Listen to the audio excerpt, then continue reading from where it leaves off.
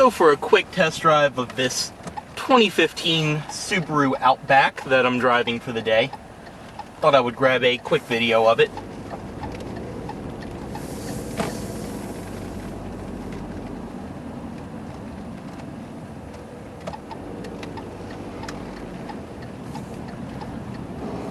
For those of you that have not seen it, I did do a full tour video of this car, which is on my channel. Now we'll have a link to it down below, but I've got it for the day, so I figured I would do a little test drive of it. And as I say that, there's a twin across the street. Because that's the thing about these Outbacks, is they are very, very popular in my area. And I can see why, because it's such a nice car to drive. I really am a fan of Subaru. Subaru is honestly the only brand other than Volkswagen that my parents like. We did used to own a 92 Legacy wagon, which that was such a cool car. I really did love that. And my grandparents own a 2002 Outback LL Bean edition, which is also probably one of the best and most reliable cars that is in my family. So I definitely am a fan of Subaru and their products, and I really do like this Outback. It is such a nice car to drive.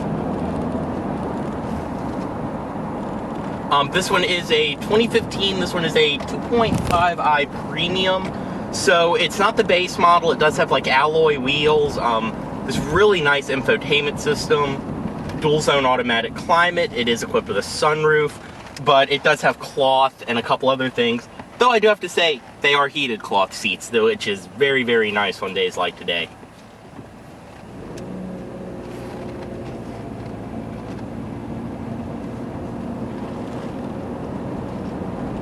But going about in the Outback, I mean, just going around town, it's what you would expect. It's very just smooth to drive, very effortless to drive. But also, this is one of the most natural feeling 2015 model year cars I have driven.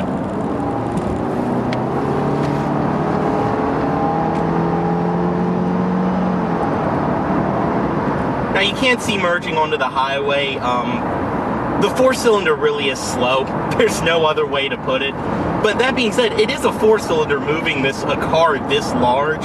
It does a pretty good job, but my four-cylinder Honda Accord definitely has more pickup than this does.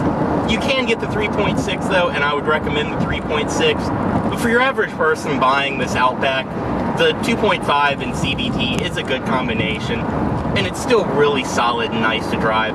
It just does not have a lot of pickup. That being said though, it really does cruise pretty nicely on the highway. The steering is really nice and precise. I don't know if it's hydraulic, we'll look it up, but it's very nicely tuned steering. It's pretty precise. And like I said before, this is a very natural feeling car, but it also feels new. And that being said too, this one does have 20,000 miles. You cannot tell. The interior, the exterior, everything about this car, I mean, I'm sure it was taken great care of, but it has held up very well for 20,000 miles, basically in a year on this thing.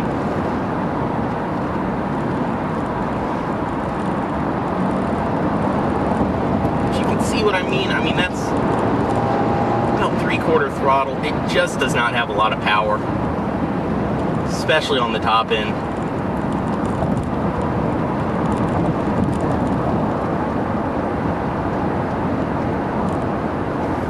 Very nice though, very comfortable highway ride.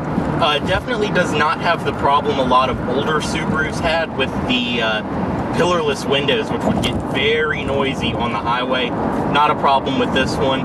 And the visibility is very nice too, especially with these little windows. I don't know if you can see them on camera, but you do get these little windows down in the corner on each side, which really help. And I mean, it's a wagon, so it's basically glass all around in the back.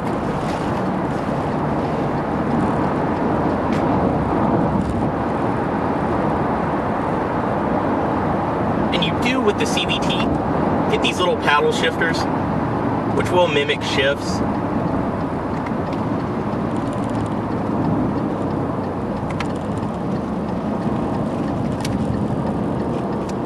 And this thing does handle pretty nicely, I have to say. And the paddle shifters do liven things up a bit.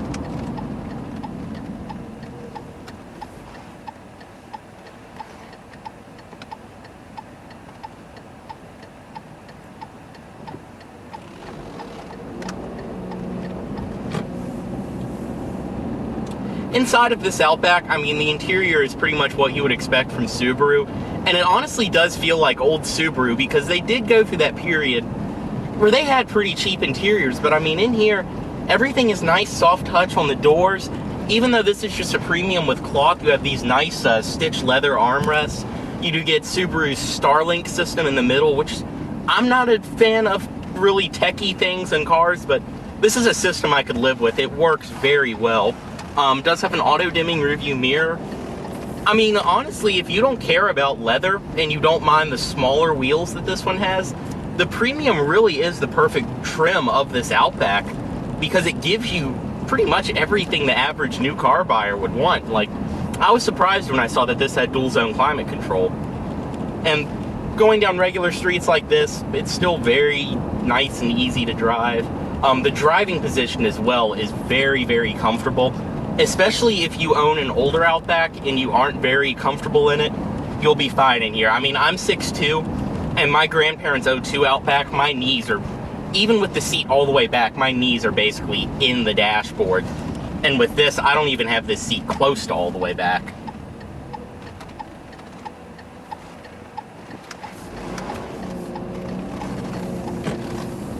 And going around city streets like this, I mean, it doesn't feel any bigger than any other wagon or anything like that. About to get cut off by another one. As you can see, there's another Outback. There are a ton of these on the road around here. But it's a very nice and manageable car. I know a lot of people, again, who own the older Outbacks are not a fan of how big the Outback has gotten, but it's not bad at all. I think the size of this is very manageable, especially once you're driving it. This car does not feel nearly as big as it looks. And the suspension too, especially on these horrible roads here, really does soak up the bumps. It's pretty nice.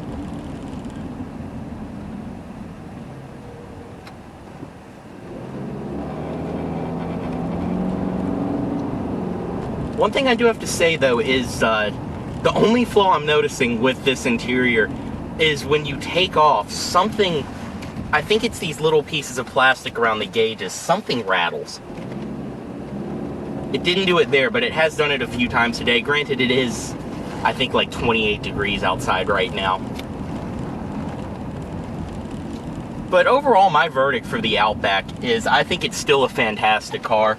I think Subaru is such a great brand, and all of the updates that they've done to their cars recently, they really make some nice stuff. I would gladly consider a Subaru as my next car. Like I said, another Outback, and there's another one over there.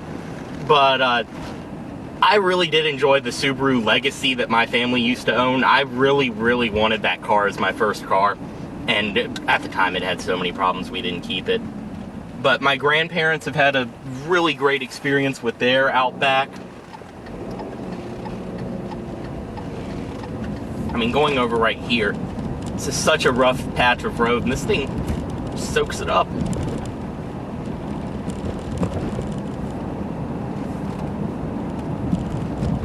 And I do stand by what I have said before too, with I think Subaru and Honda probably make some of the best CVTs out there. I honestly could live with this or with one of Honda's newer CVTs. They really are great transmissions that make great use of the power band that these vehicles have.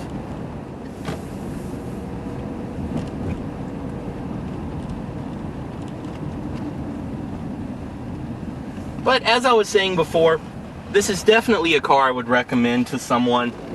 I really do think Subaru makes great products.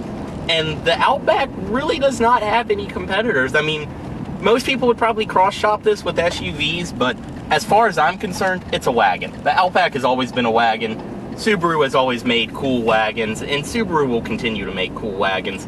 And this is just such a nice vehicle to drive and to be in. You can see, older Outback. I'm telling you, people, someone in this video, count how many Outbacks you have seen while I'm driving around, because there are so many of these in my area. And especially since it snowed a little bit yesterday, everyone's out playing with their symmetrical all-wheel drive. But as always, guys, any questions, comments, anything like that, drop them down below. And yeah, let me know what you guys think of the new Outback, because I really am a fan of this car. As always, guys, thanks for watching, and subscribe for more.